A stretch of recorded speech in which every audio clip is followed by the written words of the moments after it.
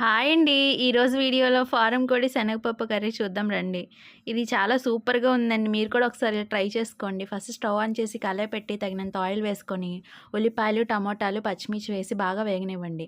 అలాగే కరివేపాకు కూడా వేసి బాగా మగ్గనివ్వండి. తర్వాత అల్లం వెల్లుల్లి పేస్ట్ వేసి బాగా మగ్గనివ్వండి. ఈలోపు మగ్గేలోపు మసాలా చేసేద్దాం రండి. ఫస్ట్ మిక్సీ తీసుకొని దాంట్లో లవంగాలు, నువ్వులు, గసగసాలు, యాలకులు, ధనియాలు, చెక్క, మిరియాలు, గసగసాలు, వెల్లుల్లి వేసి బాగా మిక్సీ పట్టండి.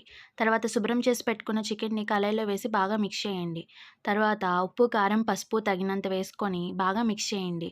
2 గ్లాసెస్ వాటర్ వేసి బాగా ఉడకబెట్టాలండి. లేకపోతే ముక్క గట్టిగా ఉంటుంది.